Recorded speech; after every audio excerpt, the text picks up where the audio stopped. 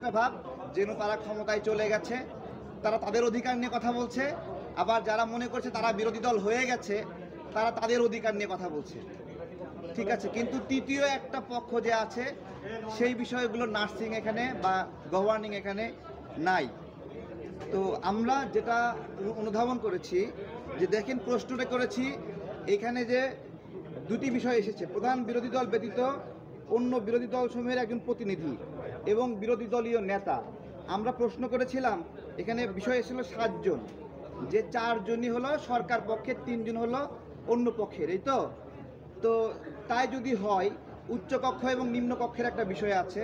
আমরা বলেছি আপনারা ফাইনালি ডিসাইড করে ফেলেছেন যে উচ্চকক্ষ এবং নিম্নকক্ষ হচ্ছে, যদি উচ্চকক্ষ না হয় তাহলে তো 6জন হচ্ছে, সেখানে ব্যালেন্সটা কীভাবে করবেন? আবার এখানে 7জনের ক্ষেত্রে যদি 7জন হয়, তাহলে 4জন যদি সরকারি দলেরই হয়, তাহলে এখানে তো ভোটাভুটি করে লাভ নাই। সুতরাং আলাদাভাবে এই কমিটির প্রাসঙ্গিকতা কতটুকু গুরুত্ব রাখবে। আরেকটি প্রশ্ন করেছি, বিরোধী দলীয় নেতা এবং প্রধান বিরোধী দলীয় ব্যতীত অন্য বিরোধী দল সমূহের যে নেতা, তাদের যে প্রতিনিধি, তাদের কি ভেটো পাওয়ার থাকবে?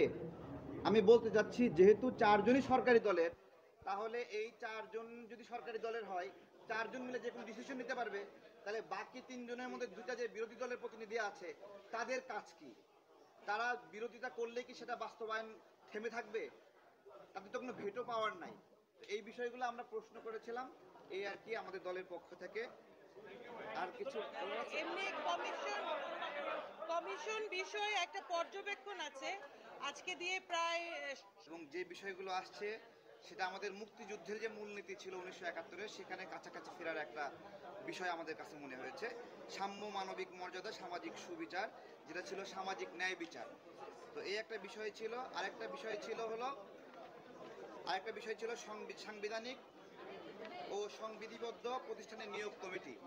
তো আগে যে ছিল এনসিসি, ওইটা নাই।